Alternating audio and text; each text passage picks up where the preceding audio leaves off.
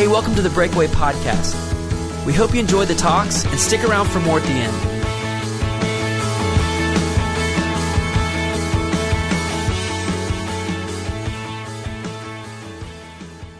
Well, we're in Genesis chapter 24 tonight, and it begins by saying that Abraham is old and God has blessed him in every way. So if you were part of the original audience listening to this, you would then ask the question, so why are we talking about him? If he's lived a full life and he's been blessed in every possible way, why are we talking about him? If stories are built around conflict, there's none left. He's aged and blessed, life's over. What else is there to talk about? And some of you might be asking the same thing. You'll go, Ben, didn't we finish the series on Abraham?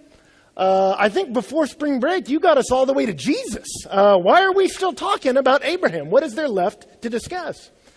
Well, something happened over the last couple weeks that we were talking about the life of Abraham, the man of faith, and that is we got inundated as a staff with questions from you guys about a particular issue, and it just so happens to be the exact issue that Abraham is dealing with here at the end of his life. And it is a serious issue.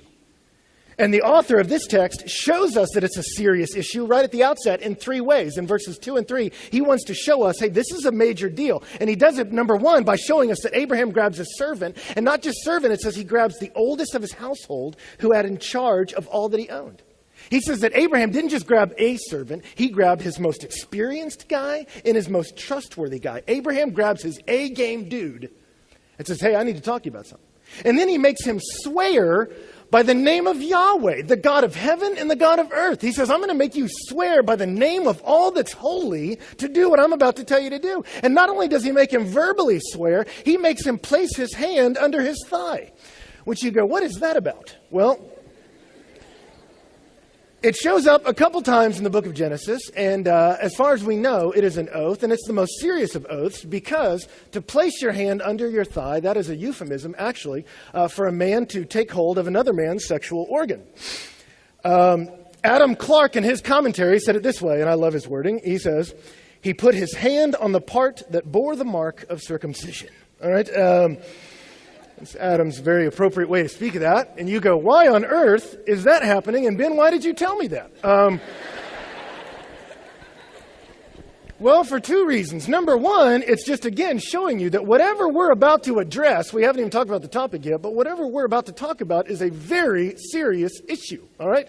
Normal everyday treaties, you can just sign a piece of paper, okay? If you're going to go here, this is huge, all right? And not only is it huge, it tips you off as to what this is about. As far as we know, this kind of oath, every time it happens in the Bible, it's because it deals with a certain issue, and that is the issue of posterity, of your family. And what we're talking about here is for Abraham, God has blessed him. God told him, I'm going to give you a son, Isaac, and through Isaac will come Jesus, and Jesus will bless the entire world. And yet there's one thing missing, and that is this. In order for Isaac, through his line, for Jesus to come, Isaac has to have a kid. And in order for that to happen, Isaac has got to have a wife. And so that's where we are in this text. We have got to figure out how to get a wife for Isaac. It's about marriage. And the first thing we learn is marriage is a serious issue. And I'll tell you something, it's been interesting. As we talked about the life of Abraham, of what it is to walk with God by faith and to trust him with everything in your life, we have been flooded with questions from you guys about how that particularly relates to the issue of dating. It's interesting, as I thought about it, I thought, you know what? We did a series on dating a year ago. Last spring, I thought we just drilled it to the ground. There was nothing left to say about dating, right? But as far as I can tell, what's happening with many of you is what happened to me a couple months ago when I went out shooting guns with my brother. He was showing me how to shoot a handgun. My brother presently teaches assault tactics in the military, and he was showing me how to shoot a handgun, not something I normally do. So when we started, I was terrible. But after a little bit of coaching in a few minutes on how to stand and how to grip the gun, I was just pinging the center of that target. I mean, honestly, I was a very, very dangerous man, all right? And then after I got that down, he said, okay, Ben, but real world, you're not just going to be standing there in the midst of the moment. So now I want you to take all this and apply it while you're moving. And so he made me continue to shoot at the target while moving in a figure eight and just kind of moving around and shooting the whole time. And the most interesting thing happened where I was at first hitting the center of the target, as soon as I got some motion, I'm not only not hitting the bullseye anymore, I'm not hitting paper. I'm hitting rocks and trees. And he's like, easy, remember your training. And I'm like, I can't even slow down. All right. And it was way off. And there was something about, man, I can be dead on target, but when you get a little bit of movement in here, all the training goes out the window. And I think for many of us, that's exactly what happens in dating, right? You could know if I gave you a test of what God's idea is for marriage and dating, all that kind of stuff, you would probably get an A, maybe a B on the test, depending on how much you've studied. You'd be great at it. But as soon as you get into an actual real-world dating scenario, when some movement comes in, all the training flies out the window. You're like, I love you. No, that's too soon. Let's get married. No, never mind. And it just kind of, it gets crazy on you. So I want to talk about this passage, and we're going to move through it. And truthfully, it's a serious issue. This is the longest chapter in the book of Genesis. Did you know that? God's going to spend more time on this issue than on creation. Because it's a major issue. And truthfully, I've taught this text one other time. We spent 2 weeks to do it because it's a long passage. We're going to try to cram it all into one, and we'll skip around on some stuff. But what I want to do is really just give you a couple points under perspective on dating and a couple things about the practice, practical things about how to find a wife. And so with that said, as we jump into this, number one, we saw that marriage is incredibly serious, but not just marriage as an institution. It's interesting, when Abraham came to his servant, he did not say, hey, swear this oath that you'll find my son a wife. That wasn't the issue. He makes him swear, and you see it in verses 3 and 4. He makes him swear that you will not take a wife from my son among the daughters of the Canaanites, but that you'll go back to my relatives and find one there. And so what he's swearing is not just marriage is serious, but who you marry is serious. And particularly for him, he says, not a Canaanite, under no circumstances. And you go, what's going on there? Is Abraham a racist? Is that what this is?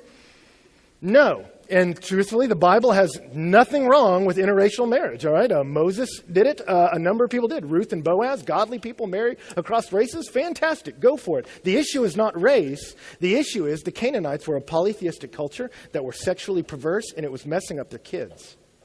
And so these are some people who had gone down a real dark road. And Abraham said, hey, my son is not going to go down that road. He's not even going to shop there. So tell him, forget it.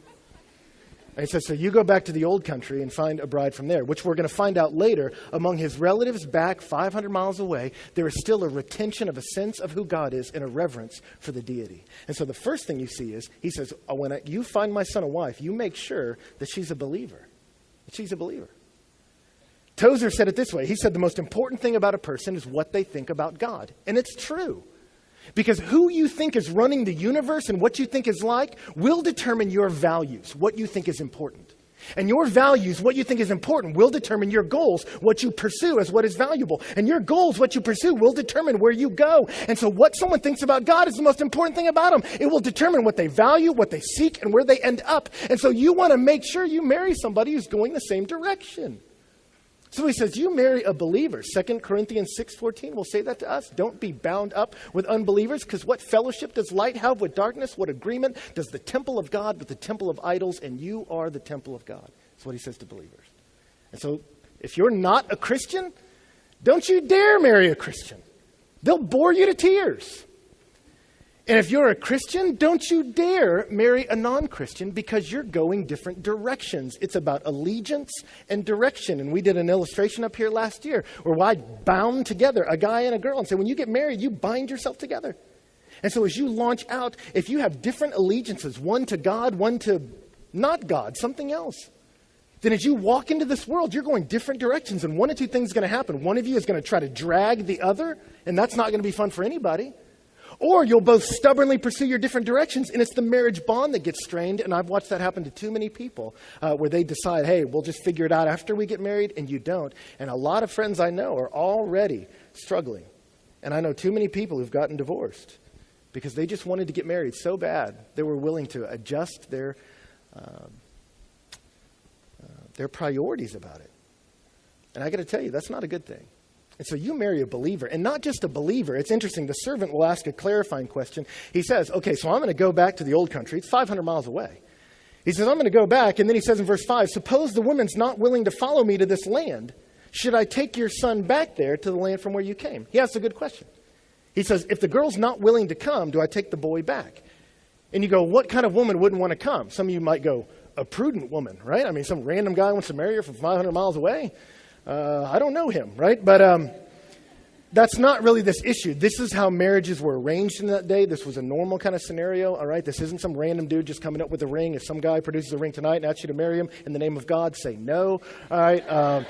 If you've never met him before, all right? But this is a natural thing. So what's the issue behind this question? What kind of a woman would say, no, I don't want to go there, make him come back here? The kind of woman who would do that is the kind of woman who doesn't want to live by faith. Who doesn't want to live by faith. See, because Abraham left the old world, why? Because God told him, hey, leave everything you're familiar with, and I want you to walk on the cutting edge of faith with me. I want you to live a life where you're leaning so far into me, Abraham, that if I'm not real, you're going to fall over. I want you to live on the cutting edge of faith, and I want you to travel out into the wilderness with me and trust me, and I'm going to use you to bless the whole world. And Isaac's out there with him, right on the edge. And so when it comes time to find a woman, it says, we got to get one that will go live on the cutting edge of faith with us. And so he says, well, what if she doesn't want to? And Abraham doesn't just say, well, I don't know. Look in verse 6. He says, beware that you take my son back there. He threatens him. Don't you dare even think about it. He says, my son will not date a woman who's not willing to live by faith on the cutting edge of faith. Because that's where I am. That's where my boy is. And that's where she's going to have to be. So, Christian, you don't just want to marry somebody who says they believe in Jesus. You want to marry somebody who's leaning so far into him that if he's not real, they're going to land on their face. You want someone who's going to travel out into the unknown in the name of God and run with you there. That's where you want to go. Don't compromise that. Don't compromise that. You want someone that's going to run the same direction and the same pace with you, chasing after God, right? That's the kind of person you want to marry, right? And I say that because I'll tell you, I run into a lot of people who they'll just start dating somebody. They want to trust God, want to live for God, but they desperately want to get married. And so finally someone who's cute pays attention to them, and that person will say they're a Christian. You go, okay, they're a Christian. You start dating them, but you know they're not pursuing the things of God. You know they're not passionate about them. But hey, they're showing you attention, and maybe nobody else will. And so you just go for it because you're afraid. And I got to tell you, you'll waste a lot of time. You'll waste a lot of life. Don't compromise in order to just get married. You want to be able to bind yourself with someone who can speak with you about the deepest things in your heart, the thoughts you have about your God. And so you don't want to link up with somebody who can't do that. And the loneliness of singleness will not be assuaged by the loneliness of marriage when you're laying in a king-size bed next to someone who can't talk with you about the deepest things of your heart. Don't do that. You make sure it's somebody who's out on the edge with you, right? Jonathan Edwards, when he was a young man, wrote his resolutions. He wrote this beautiful entry into his journal about one day taking a walk.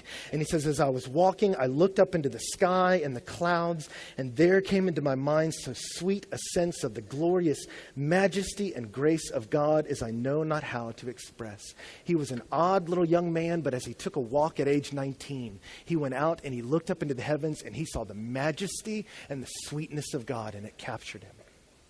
And so for him, he was single up through college. And then one day he saw this girl.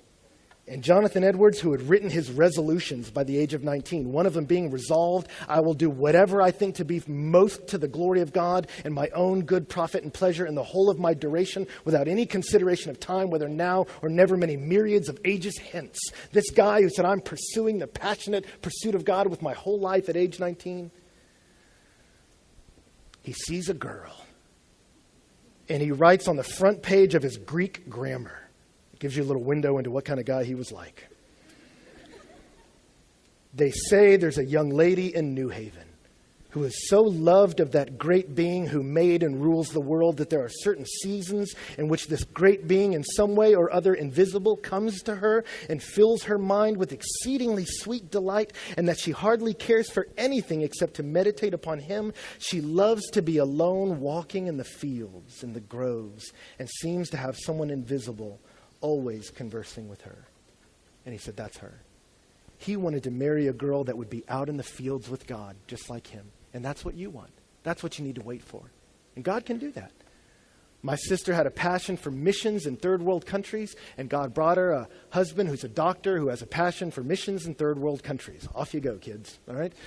My brother wanted to be a Navy SEAL. God brought him a girl whose brother as they were growing up. By the time he was in junior high, not only knew he wanted to be a Navy SEAL, but knew what team in the SEALs he wanted to be a part of. She knew very much what it was like to know somebody like my brother. Great fit. God destined me to be a guy up on a stage, and he gave me a wife who's the same kind of person that could relate to me up there. I met her on a stage. She was leading worship. I was preaching, and it was bliss from there, all right? And so God will do it. But I got to tell you something. He made me wait till I was 28. He may make you wait longer. You wait for your pitch, but you don't settle. Don't compromise. You say, I've got to have someone. I am going to pursue the things of God, and I have to have somebody who will live on the cutting edge of faith with me. Don't settle. Don't settle. You don't want to spend your life trying to drag someone after Jesus. All right? Don't do it. You wait. Now, some of you go, well, Ben, that's great for you to say, and congratulations to your whole family. But the truth is, there's no guarantees for me. I mean, I don't know that I'm going to get that. I mean, maybe this person's the best I'm ever going to get. What if I let him go? What's going to happen then? I mean, you know. You know what that betrays to me? The servant says to Abraham, what if she doesn't want to come? And Abraham says, you don't take him back there. And then look at his mindset in verse 7. He says, the Lord, the God of heaven, who took me from my father's house and from the land of my birth, and who spoke to me and who swore to me, saying, to your descendants I will give this land. He will send his angel before you, and you will take a wife for my son from there. What's Abraham's mindset? He says, God called me. God has taken care of me. God has led me. I trust God. So you're just going to send me off 500 miles and hope to bump into some girl that loves God? Take off, Chief. It'll be fine. Because the God who has cared for me all my life will care for me now. He'll care for me now. That's Abraham's mindset. He trusts God. And I talk to so many people that you have amazing maturity in different areas in your faith, but when it comes here, it's just all panic. And you think God's going to drop you. The same God who saved you, the same God you trusted with your eternal destiny, you can trust with whether or not you'll get married. You can trust him. The Lord, the God of heavens and earth, is good. Trust him. Now, will he let you get married? Abraham is working off a promise that he'll have descendants. You don't have a promise you'll get descendants. I don't know if you'll get married or not. But at the end of the day, you just trust God because he's good and he'll take care of you. So really what all of this is and what this whole passage is about, it's a faith issue. Do you trust God with your life? Do you trust him with your life? And don't worry about it. That's easy for you to say. I know, but I had to say it. Do you trust him? Do you trust him? And he says in verse 8, if the woman's not willing to follow you, then you're free from my oath. Only do not take my son back there. That's Abraham's perspective. Abraham said he'll stay single rather than settle for second best. He says, my boy will be single. And incidentally, Isaac's 40 at the time of this passage. Okay, you wait for your pitch, all right? Even if it's into your 40s, you wait. It's worth it.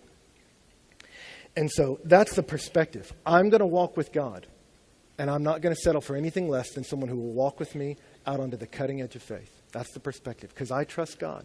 The God who saved me will care for me. Now, practically, how does that work out? Let me just unfold for you briefly how this story plays out.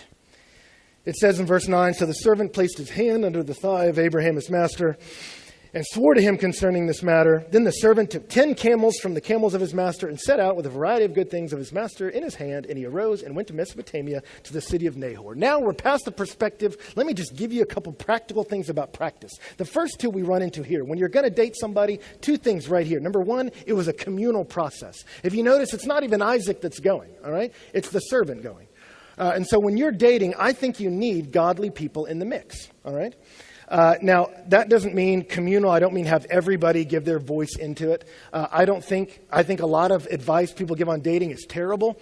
I think a lot of people tell you to get married just because they're bored and don't know what else to say.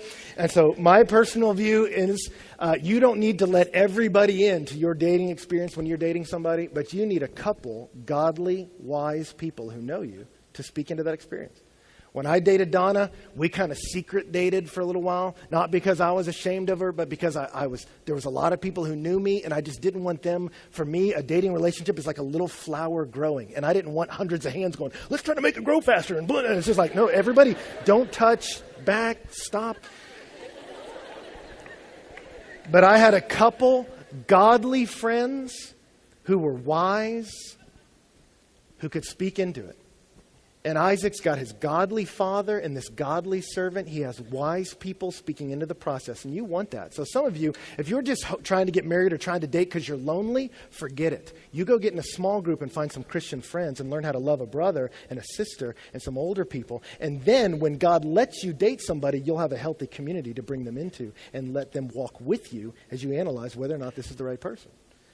So it's a communal issue. It's not just communal. Did you notice he took 10 camels? Number one, he's communal. Number two, he's paid. All right? The man's got money, okay, which doesn't sound spiritual. You're like, is he really saying that? I'm saying it. And here's what I mean. The most stressful thing for young married couples is money. All right? And so for you as a man, I just want to encourage you, if you're going to decide to get married, you got to think through, you know what, she may work, she may make more than you, that's fine. But at the end of the day, you've got to be in charge of taking care of your family. And so if you don't have any money, you got to figure that out, right?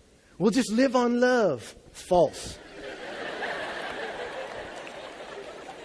Love should prompt you to get a job and prompt you to save, right? Because I'll promise you, it doesn't sound real romantic, it doesn't sound sexy, but it's really stressful. It's really stressful. Now, don't use that as an excuse to love money or chase money. But I ask guys all the time. They'll come up to me and go, I'm dating this girl. I don't know. And they start to ask me some dating advice. And my first question is always this. And so if you come ask me a dating thing, here's going to be my first question. I always ask them, are you going to get married this year? Are you going to get married in a year? No. Well, no. Then what are you trying to do? If you're trying to get to know this girl because she might be your wife, but you're not seriously thinking about marriage for years, then don't hit the gas on trying to lock this girl down. You're not in a place where you can. Get to know her? Sure. Go out to dinner? Fine. Go out with her and her friends? Yeah, but try to secure some binding agreement with her without taking on the responsibility of caring for somebody. You can't do that yet. So take the pressure off. Don't worry about it. All right?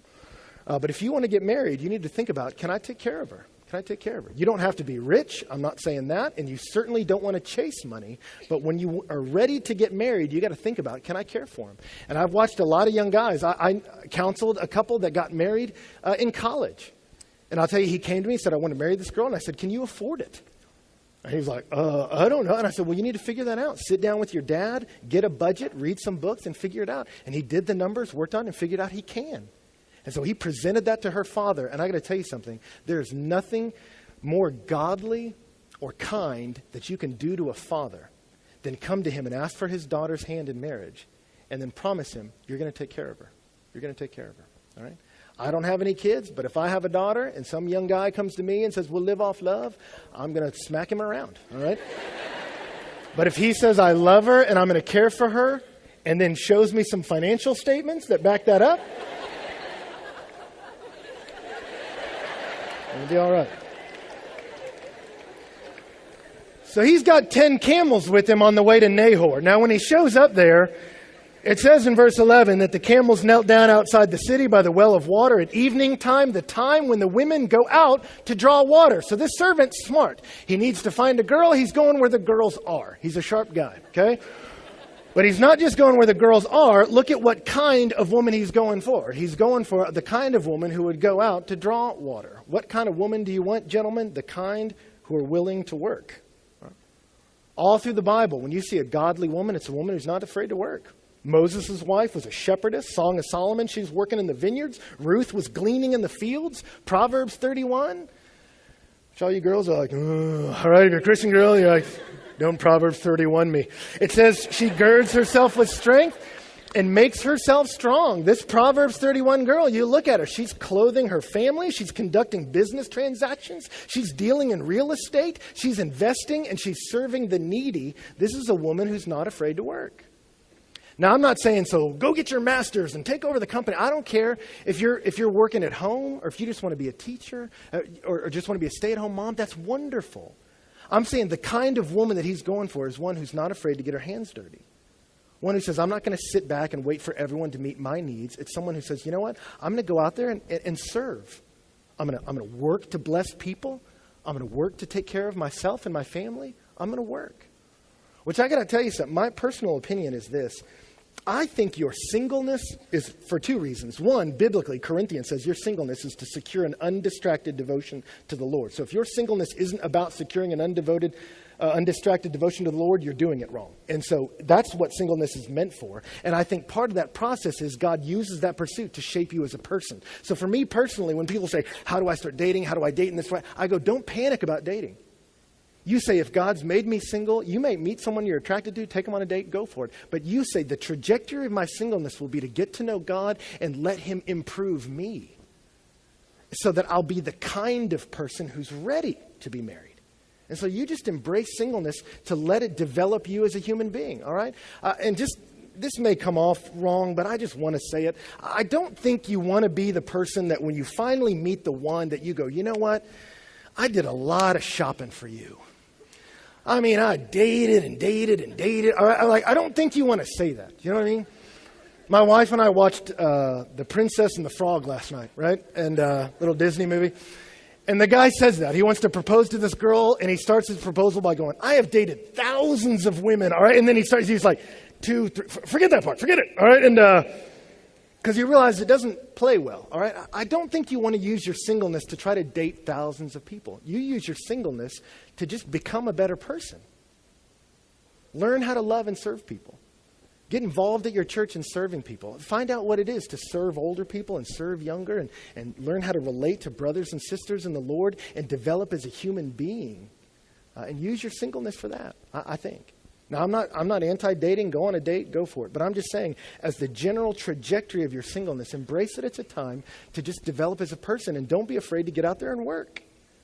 I remember telling God, I want to marry a girl that I want to meet out on the mission field. I don't want to meet her at a singles deal, or I want to meet her doing the work. You know, I want her out there serving in ministry. And that's where I met her. She was serving among these girls in a youth ministry, all right? And so when I met her, she was out there doing the work and using her singleness for the glory of God in the lives of young women. And as I got to know Donna and took her on a date, I found out that she had worked her whole life, you know, in barbecue restaurant and for a newspaper and working with kids. And she had calluses on her hands. And I just teared up. I'm like, that's fantastic. All right.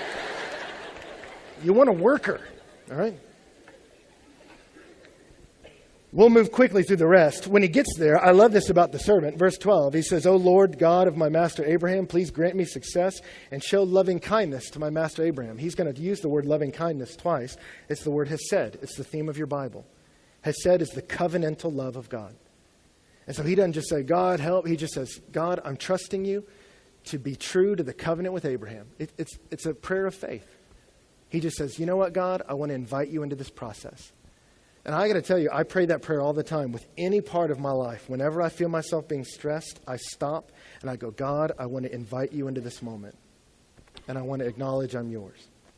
And that's what he does. He shows up there, and before he says a word, takes a step, he just says, God, you have bound yourself in covenantal love to Abraham. And I'm trusting that you're going to take care of us. And then he sets up this interesting scenario where he says, behold, I'm at this spring. The daughters of men are coming. And then he says, may it be that the girl to whom I say, please let down your jar that I may drink, and who answers, drink, and I will water your camels also. May she be the one who you've appointed for your servant Isaac. So he sets up the scenario. God, if you would, I'm going to ask some ladies for a drink. The one who offers to give camels the drink, let her be the one. Okay? And so it's kind of weird to pray like that. That's never advocated in the New Testament to pray like that. So if you're sitting here tonight and going, Lord, please let her be the one who sits by me at Breakaway. You're rolling the dice, Chief. I don't know if that's going to work for you. All right? But he prays, I think more important in that section is to look at what he was praying for. He says, let her be the woman who, when I ask her for a drink of water, she offers to get a drink for the camels too. What kind of woman is that? She's hospitable. She's gracious. Hospitality was huge in the ancient Near East, and he says, I want a woman who's gracious. Proverbs 11:16 says, a gracious woman attains honor. And this test was no joke. A camel can drink 25 gallons of water. Okay, so I mean he's shooting from way out there. All right, he says, I want a girl who's going to load up 10 camels, all right? I mean, that's no joke. She's got to be a woman who's just a servant, willing to serve people, willing to take care of people, a gracious woman, which I got to tell you, ladies, that's very attractive in a girl. Not serve like I'm lowly and I'll just serve you, but serving like you're confident in who you are and willing to come and just take care of the needs of others, that you can see and anticipate their needs and move forward to meet them. And incidentally, guys, the same is true for you. Proverbs 19:22 says, what is desirable in a man is his kindness. I've told the story in here before. My Bible study leader in high school, not a particularly attractive man, had a very attractive wife, which all through my life, that's happened. All my Christian mentors have not been particularly attractive males, and they've all walked out with gorgeous wives. It's weird. I don't have a Bible verse to back that up, but I think God's in it. But this one Bible study leader in high school, he said, you know what? He said, I got a date with this girl, and I was nervous because she was amazing, and I didn't know how this was going to go, and so I just prayed, and literally, he said he just threw open his Bible and was like, oh, God, help, and threw open his Bible. And he read Proverbs 19. What is desirable in a man is his kindness. And he said, I may mess up everything else, but on this date, I'm going to be kind. And so he was kind to her. He got date 2, got date 3, kept going, they got married. And so he told me there was years later, they were laying in bed one morning, and he just asked her, like, how did this happen? How did I arrive in this moment, you know? And she said, you know, on that first date, she said, I remember leaving and just thinking, he's so kind. He's so kind. And he said, he was just like, yes. He's like, go Bible. All right, I mean, he was just like, it works, all right? And so he looks for a woman who's kind and gracious. That's the kind of woman you want. And ladies, that's the kind of guy you want. One who's kind and hospitable. And so verse 15, before he had finished praying, behold, Rebekah, the son of Milcah, the wife of Abraham's brother, came out with a jar. What's funny is he doesn't know that it's Abraham's relative, but the author tells us. Why? Why let us in on that? It takes some of the drama out of the story to let us know this is the right girl. Why does he tell us that? Because he wants us to sit and watch this servant have to live by faith. And for us to see, it's going to work out. So that when it comes to your life, you'll live by faith, trusting it's going to work out. And so this girl comes walking up, and it says in verse 16, she's beautiful. That's a plus. He didn't pray for that, but God is good, right? And she's a virgin, and no man had relations with her, right? So it says she's pure. Now, is that something that's important biblically? Yes. 1 Thessalonians 4 says it's God's will that you be sanctified, that you avoid sexual immorality, that each of you learn to control his or own body in a way that's holy and honorable, not in passionate lust. And in this way, no one should wrong his brother. The Bible will present it as a way of wronging somebody to not take care of your body sexually. It says if you believe God made you, then he gave you a body. It has dignity. If you believe that God rules all things, then he set up someone for you to marry. And so your body, you save for him. All your passion, you save up for her, right? So you don't wrong your brother in this way. And so is sexual purity important biblically? Yes. But I want you to notice something. It wasn't a criteria of the servants. And it shouldn't be one of yours. And thank God it wasn't Jesus' criteria. Right? And so I've heard stories of guys that dated a girl, and as soon as he found out she had a bad past, broke up with her right away. No, I'm only going to marry a virgin. My thought on that is good riddance. Thank God Jesus didn't like you. Because Jesus took us when we were a mess. He took us when we were broken. He took us when we had gave everything away. And he was a good bridegroom. And he cares for us. And so should you save yourself sexually? Yes, you should. Fight for that. Preserve it. Let it be a gift you give. But if you've blown it, you just start now. The Bible's filled with stories of people who had wrecked their life, and God comes and saves them by grace. That's the beauty of grace. Right? And the genealogy of Jesus through the line of Isaac has multiple men and women in it whose lives were devastated sexually. And yet God can restore and heal and make clean. And when you date somebody, when you get to that point where you're ready to get engaged, you may have a hard conversation and you may both cry. But then you forgive each other and you love each other and you walk into this beautiful thing God's created together. And so if you've gone too far, given it away, you don't give up hope. You trust God, just like all of us. The same God who will heal and restore and clean anybody. And then you walk with pride that God will give you somebody, if it's his will, that will love you like Christ loved the church, or like the church loves Christ. And so it's not a criteria, but it is something that's important. Proverbs 11 says, like a ring of gold in the snout of a pig is a beautiful woman who lacks discretion. So ladies, don't be a ring and a pig nose. You be discreet. You preserve it. Guys, the same thing. But anyway, so he shows up. And quickly, we need to wrap this up. He asks for a drink of water. She calls him my Lord, a sign of respect. Which, ladies, I'm not telling you got to call dudes Lord. But I'm saying what a guy wants more than anything is respect. They really do. It helps men. It's interesting, David in the Old Testament, his first wife shames him. She makes fun of him. He's excited about God one day, and so he dances in front of God, and she mocks him. And then the next verse says, and he never touched her again. You want to mock men? You go for it. But don't expect him to open up his heart for you. Men long for respect. You respect him. And so she's respectful. She quickly gives him a drink, and then she says, let me get a drink for the camels, all right? It comes out. In verse 21, it says, meanwhile, the man was gazing at her in silence to know whether the Lord has made his journey successful or not. She starts watering the camels, and he's just watching her like, is this just happening? I think this is happening. Is she going to stop? Is she going to change it? No, she's moving to the camel. All right, and he's just watching it happen.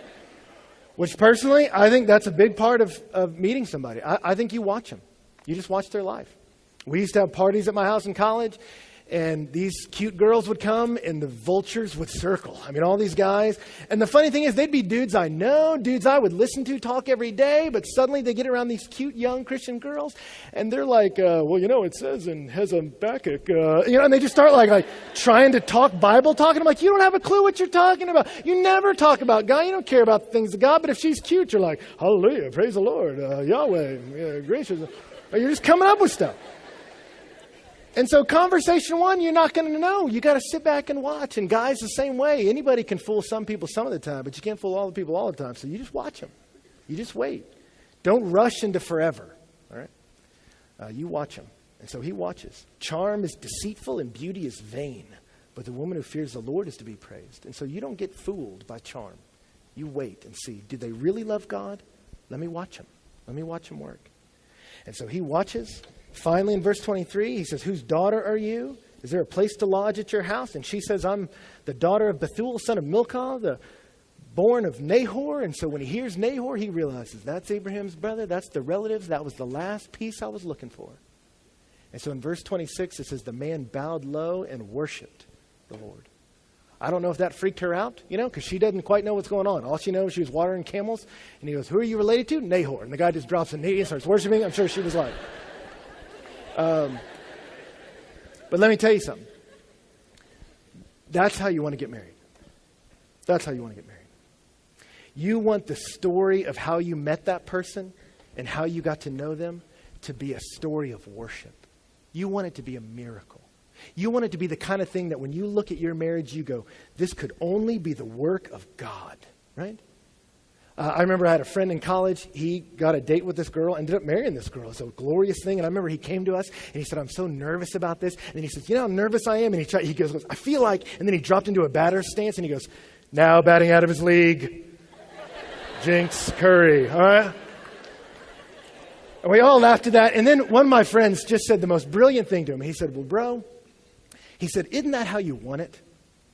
He said, do you want to look at the girl and go, you were about what I could manage. You fell right in the mid-range of what I could pull off. Right? He's like, you really want to say that? You want the person you're going to marry to be a miracle. You want to look at your story and say, I was walking with God. She was walking with God. I was walking by faith. She was serving by faith. I was being developed into a man of God. She was being made into a hospitable and gracious and hardworking woman of God. And then at God's perfect timing, he brought us together. And you want that moment to be one where you just hit your knees and go, God, that was all you. That was all you. Servant goes to her house, and what's interesting is he spends 16 verses telling the whole story over again to her family. I don't know if you noticed that. He tells the whole story all over again. And you go, why is he doing this? Because God wants you to see, I'm faithful. And in case you missed it the first time, let me run it by you again. I'm faithful. You can trust me. And so the family wants to keep him around because he's got money, and her brother is kind of a crooked, evil jerk of a person. We won't get into all that. But finally, they leave it up to the girl. They said, where you go? Will you go? And she says, yeah, I will. Yeah, I will. And the story ends in this beautiful moment. She rides on to the Negev, verse 63. It says, Isaac was out meditating in the fields towards evening, and he lifted his eyes, and behold, camels were coming. And Rebekah lifted up her eyes, and when she saw Isaac, she dismounted from the camel, a sign of respect, and she said to the servant, who is that man walking in the field to meet us? And the servant said, he is my master. And she took her veil and covered herself, a sign of betrothal. And the servant told Isaac all the things that he had done. And Isaac brought her into his mother Sarah's tent. And he took Rebekah. She became his wife, and he loved her. And he was comforted in his mother's death. It's interesting. In the early church, they would preach the gospel. And they had the Old Testament. You would teach it from the Old Testament. And so the way they preached this text was this. And I think it's a good place to close. The servant was the servant of the Father. And the Father sent him on a mission to go off into a land and to declare good news to a chosen bride. That he would go to find this bride and tell her the story of a father who had a son. And this father had all of his goods and had given them to the son. And this son had sent out a messenger to find her and preach the good news that you could come and be a part of his family and be a part of blessing the whole world. But you got to walk by faith. You got to go by faith. And so there's this climactic moment where they leave it up to Rebekah. She stands in the middle of her family, and they all look at her and say, young woman, what are you going to do? And she says the same thing Abraham did long ago. She says, I'll go. I'll go. And she walks by faith with a man of faith until he brings her to that chosen bridegroom who she gets to live with forever. It's the story of the gospel. It's the story every Christian's been a part of. That there is a Father in heaven who has a Son to whom all of the glory and blessing of the Father has been given to him. And Jesus Christ has sent out messengers, guys like me, guys like many of you, with a message, a simple message to whoever will listen. There is a bridegroom, and he gave his life. He was perfect. He died to take away sin. All the horrible things you've done, they're not the end of your story. His crucifixion, his blood shed, was for the forgiveness of your sin. And now what is happening in the universe is the great invitation that the Son has sent out guys like me to say, there's someone who wants you. And if you will trust him and walk by faith, you will see him on a chosen day. And heaven is depicted in the Bible as the wedding feast of this beloved bridegroom, where he will call you to himself and you'll get to live with him forever. But the question's up to you. Will you go? Will you walk with him? Will you trust him? He's good. There's no better way to live life. And I hope you'll say yes to this bridegroom of bridegrooms.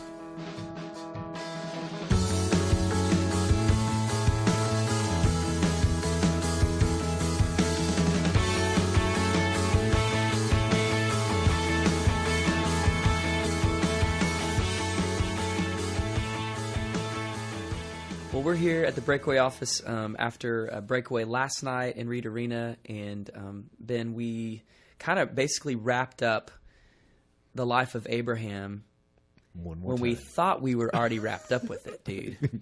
So you just led us on to one more. It's almost like Rocky V or something. It's like it came back and it was really surprisingly great. Well, no, 6, because Rocky V was terrible. Yeah, okay, yes, that's true. Rocky V was terrible. Yeah. Rocky 6 was fantastic. Yes.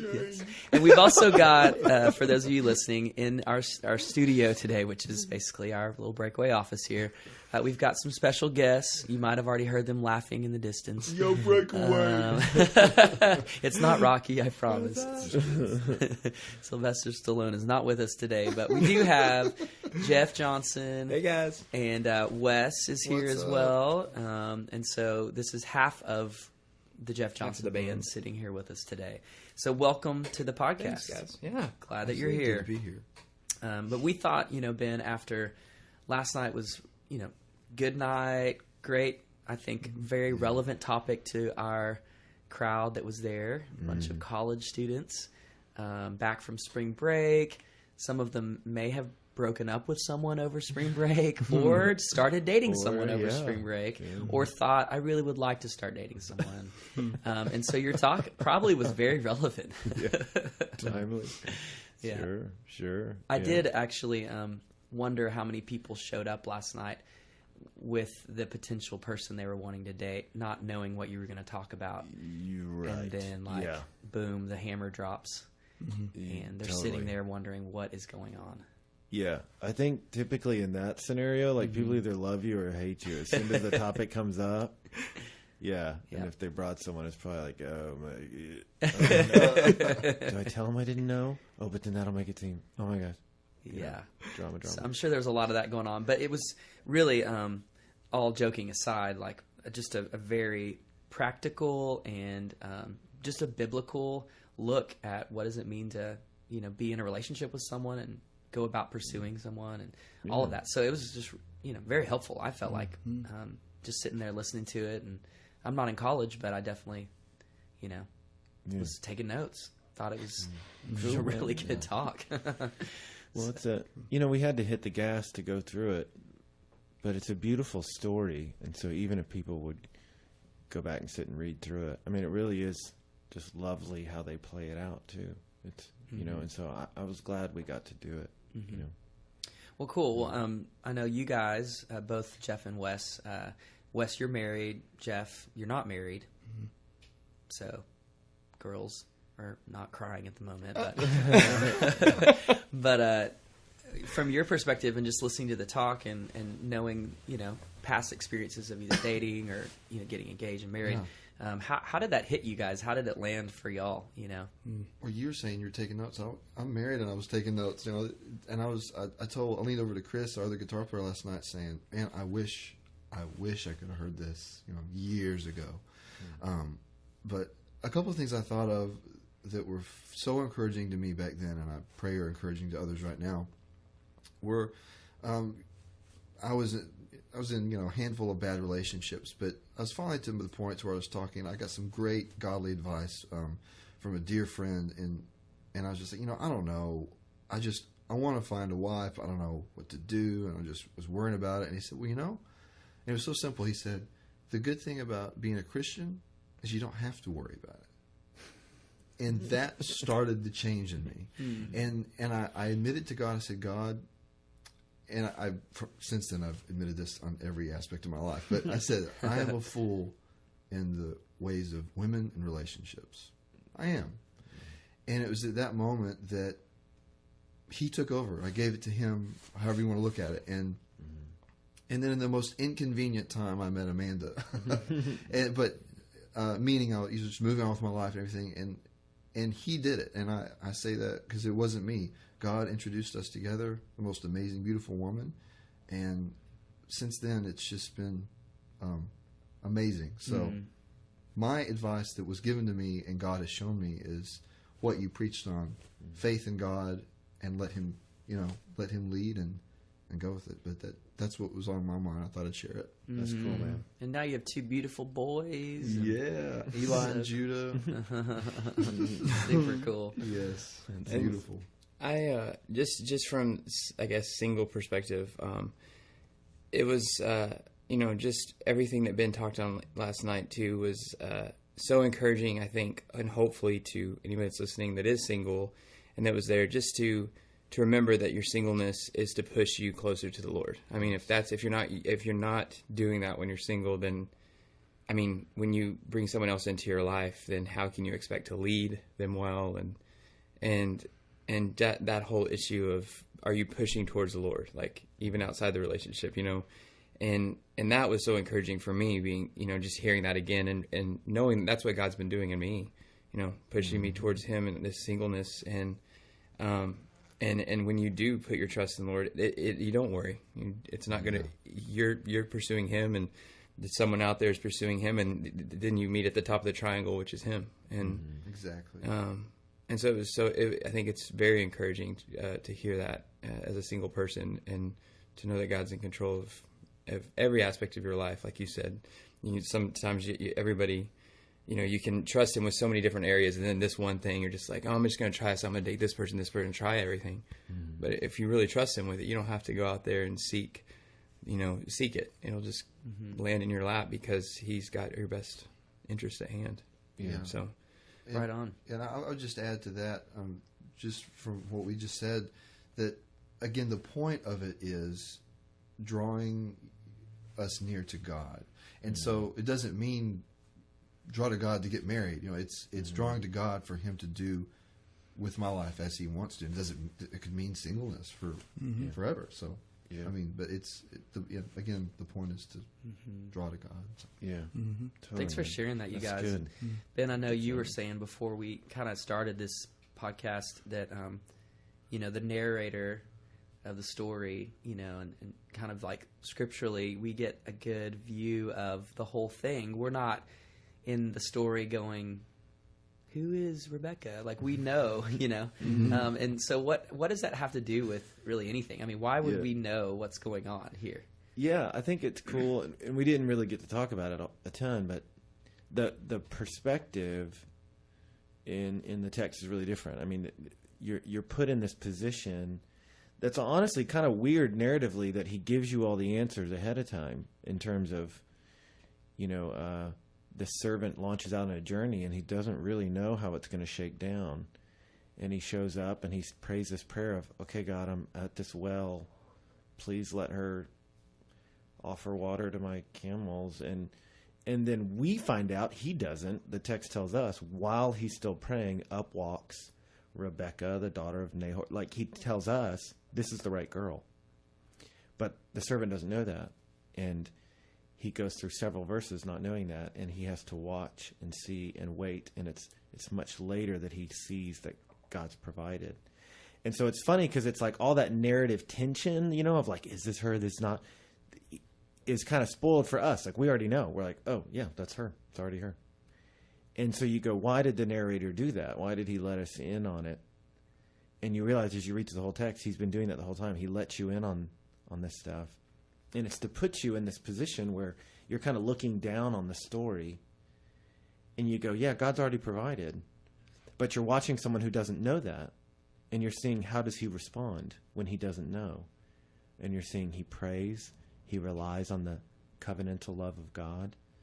And then when he sees God provide, he worships God. And then when he gets around her family, he gives God the glory. And what it's meant to do for you is you're meant to go, okay, now, in my story, I'm the servant. I don't know. And there's people sitting up there somewhere in this third-person omniscient area going, oh, look, God's going to provide. Don't stress, dude. But I don't know that.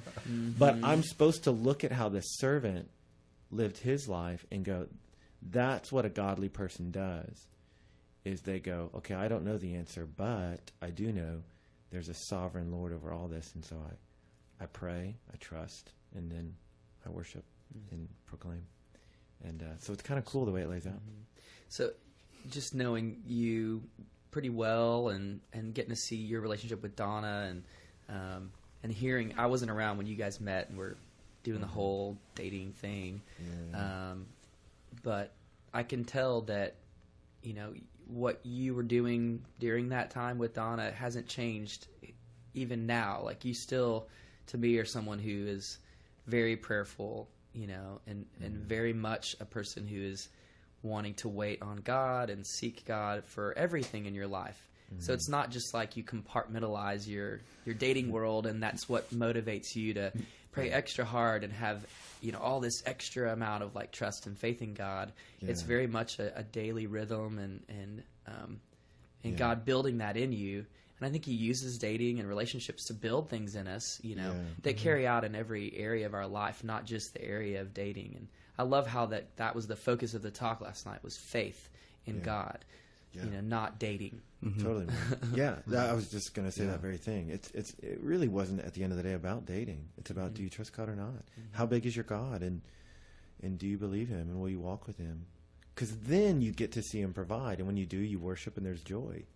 But you won't know that if you don't take a chance on that. It's that relationship that's the one that matters. And so, the hero of the story is the Lord. And the relationship that's really front and center is the servant's relationship to the Lord. It's interesting. You know. Well, I felt like in the middle of the talk last night, we should have stood up and done like a 7th inning stretch. Just because of all of your like baseball references to batting out of your league. That? And I'm just like, I don't even play baseball. He even got in the stands. Like, he got ready. I was like, wait for your... I don't even know what I was saying. I was on drugs. Okay, so people who don't know this or weren't there last night, Ben had his wisdom teeth removed, and so you're still kind of recovering from that, and trying to keep it from getting impacted and all that kind of stuff. So you're gingerly speaking and slowly eating and all that kind of stuff. But you did take some drugs right before you walked up on that stage. So I mean, you were having a little hard time kind of navigating it, I think. Yeah, we got rolling after a little while there, but at first I was like, I don't think this is going to go. I almost felt like we should title the talk "Wait for Your Pitch," and then we're done. Where did that come from? I don't know. But, we had a good time last night. I feel like it was really just great to be back from spring break with students. They're just excited to be back together. And one thing that we did last night, which is something that we've done in the past, but is what we call the Shalom kind of project. And do you want to kind of share with people just what that's about, so we give them an idea of what we're kind of doing this part of the semester? Yeah, man. It was a conviction of ours long ago it can't just be about the big group meeting. Like it's good to gather and read the Word of God and worship together. But if that's all we're doing, that's not enough. And it's got to be the Word of God sinking deep into us and then launching out through us into the world. And we've just felt that conviction, okay, how do we as Breakaway become a part of that more directly? And so in the springtime, we've been doing these deals where we just see where is there not peace? Where's the fabric of society breaking? And let's reweave it, to use Tim Keller's words, and bring shalom, bring peace. And so we've been praying about that for this spring. And for years, we've wanted to partner with One Verse, the seed company who has this One Verse campaign, because it's their conviction to get the Bible into the language of people who don't have the Bible in their language. And we're just so about that. We're a Bible study, and we're like, we study it every week to be able to help people be able to do that who can't right now. Just is 100% what we're about. But for years, it's never quite fit, and we've like, how do we do this? And then this year, they presented us with a project. There's a group of people, the Lole people in Indonesia. 20,000 of them speak Rotanese, and they don't have the Bible in their language. And the gospel reached their island in the 1700s, and some of their rulers went to a different island to get some training as best they could and bring the gospel back. But since the 1700s, there have been people preaching Christ to them without the benefit of a Bible in their language, for hundreds of years. And so in 2006, Wycliffe Bible translators and people funded by the Seed Company decided, hey, we're going to give these people a Bible. And they've been rocking along, working on it. Their goal was to get sufficient funding to finish the translation by 2015. But they're $15,000, away here in 2010. And we just told our students, hey, we can, they're on track to finish 2015. We believe God will give them the money, but 5 more years, man, we can cut that down. Mm-hmm. I think we could hit the gas and get there quicker. And I just challenge our students. I think we can get there in 2 weeks, this week and next week. And so we challenge them to just give. It's not going to Breakaway. It's going to this One Verse campaign, particularly to finish the funding for the Lole people project to get them a Bible in their language. So we got off to a great start last night. We told them, if you give $20, you'll get a shirt. It's a cool shirt that says Shalom on it. But don't feel limited by 20. Give as much as you want to. So there was a line of them giving last night, and Lord willing, there'll be one again next week, and we'll knock this thing out and get a Bible into their hands. So it was exciting, and I think students are on board, and that's going to be a cool thing. So. Well, it's also a very kind of fitting moment in time for us, because we've wrapped up, the Life of Abraham series last night, and I don't think we're going to have like a Life of Abraham part 7 or something. No.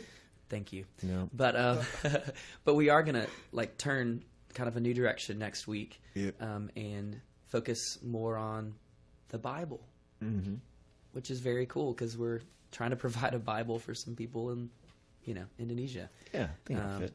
So I won't say anything more. We'll just let people get excited about coming and hearing what you're going to share. But we are very grateful to partner with college students here in College Station, to know that God can use students in big ways all over the globe.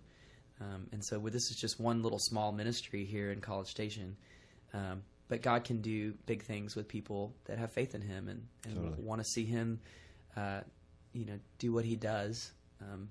And we don't do it; He does it, But He lets us kind of jump in. So this has been fun getting to jump in on the Lole project with One Totally. Verse. So, and you can find out more information about One Verse if you go to oneverse.org, and they're an amazing organization, and you can start giving to a project today. Yeah, For absolutely. I think $36 or something, or $26 maybe. I don't know. Yeah, it's pretty cool. Cool. Yeah. Well, I think that's it. We did it. Yay! Done. So once again, thanks Jeff and Wes for being here, representing the Jeff Johnson Band today, and we love having you guys in town. And Love being thanks here. for coming down from Dallas, Texas, Thanks for having us. hanging out with us. And Ben, I hope you continue to heal, Thanks. Yeah. get off your drugs. Keep taking those drugs. But you guys have a great day, and we'll look forward to being with you next week.